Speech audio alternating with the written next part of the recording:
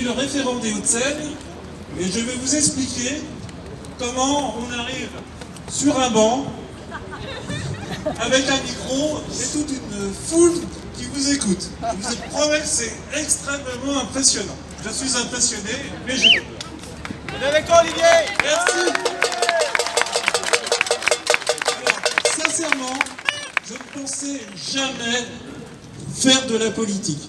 C'était vraiment quelque chose que j'ignorais totalement dans ma jeunesse, mais j'ai un petit défaut, j'ai un peu de mémoire.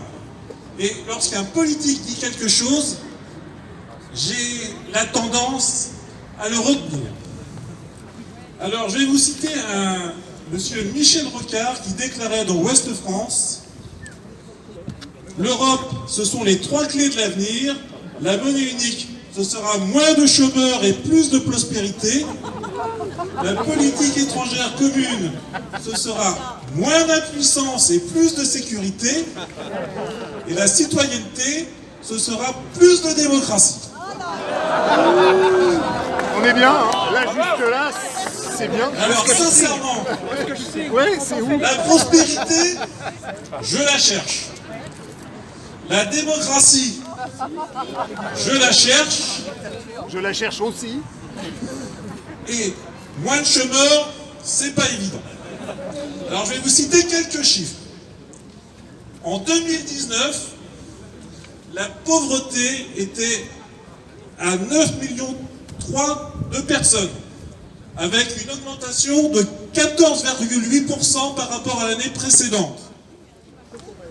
Aujourd'hui, en 2021, la pauvreté est passée à 21 millions de personnes, soit plus de 20%. Alors, elle est où la prospérité avec l'Union européenne?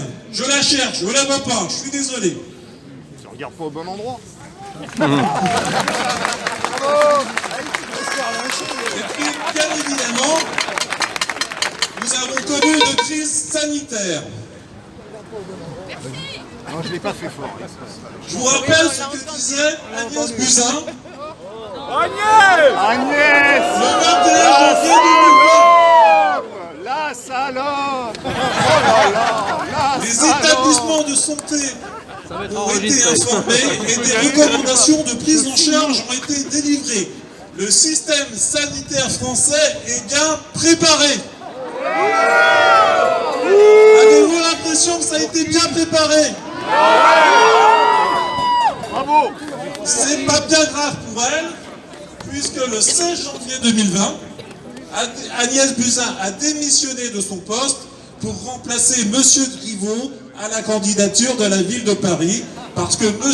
Griveaux avait quelques petites affaires à régler.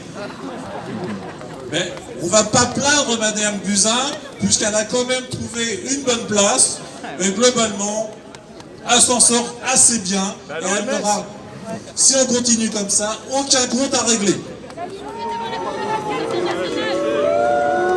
Alors, je vous rappelle encore une autre personne que j'aimais bien, qu'on ne voit plus souvent, et à mon avis c'est regrettable.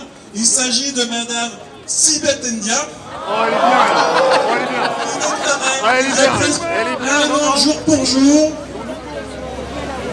Et finalement, elle ne disait pas forcément que des bêtises, cette dame. Les masques ne sont pas nécessaires pour tout le monde. Elle disait des choses intéressantes. Vous allez bientôt applaudir Sibeth. L'utilisation d'un masque, ce sont des gestes techniques précis. Sinon, si on se gratte sous le nez du masque, eh bien en fait, on a du virus sur les mains, on a une utilisation qui n'est pas bonne, et ça peut même être contre-productif. Alors là, qu'est-ce qu'on dit à Sibeth? Bravo! Voilà. Bon, c'était pour expliquer qu'ils avaient fait disparaître le stock de masques stratégiques. Mais bon, c'était pas si mauvais que ça comme explication.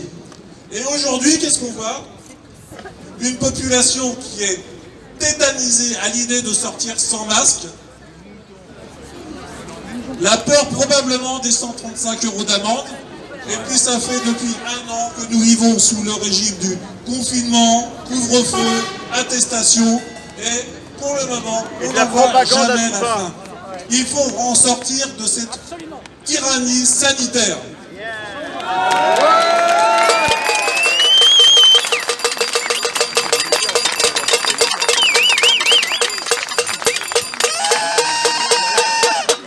La stratégie du gouvernement, c'est ton machin.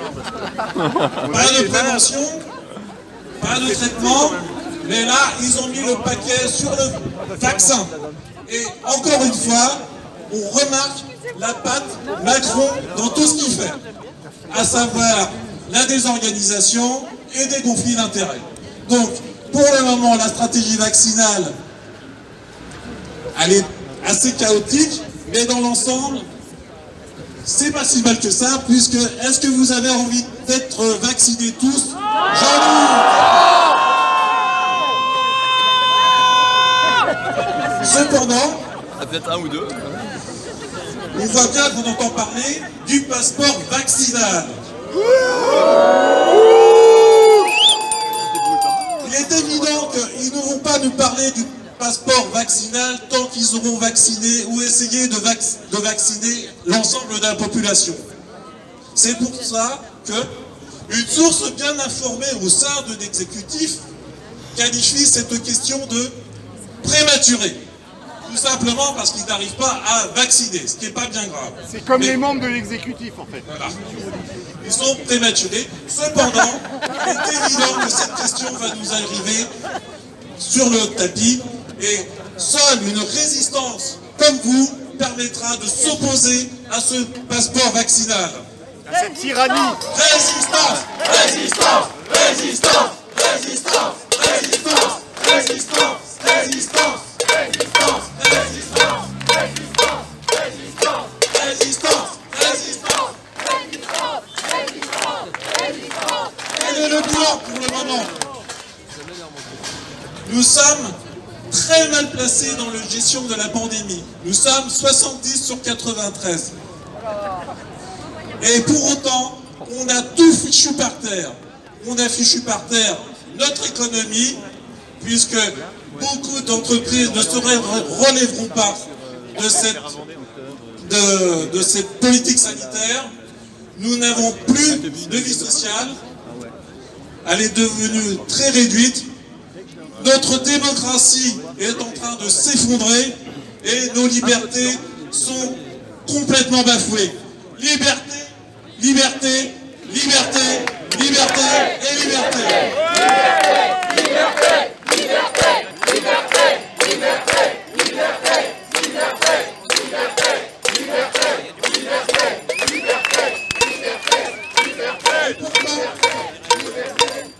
Je vous rappelle que nous avons un pays incroyable. Au niveau de l'industrie, je discutais il y a quelques jours avec un patron d'entreprise, il me disait qu'il était très fier d'être français, car en France, on sait tout produire, on sait tout faire. On sait faire des avions, des voitures, de l'industrie pharmaceutique. Nous sommes bons dans tous les domaines. Vive la France! Nous avons un des plus beaux pays du monde, si ce n'est le plus beau. Mais malheureusement, nous avons une élite qui nous trahit. Cette élite ne travaille que pour le mondialisme et uniquement pour les intérêts du mondialisme et des banquiers. Elle n'a rien à faire du peuple français.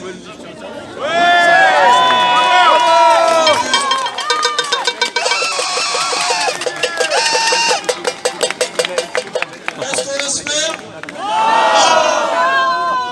Je suis très fier d'avoir rejoint Florian Philippot et les Patriotes, car je fais face à mes responsabilités.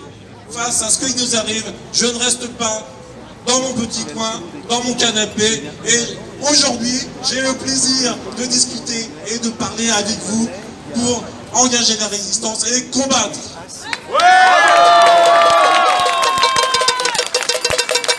Je n'aurai qu'un mot à dire, vive la France!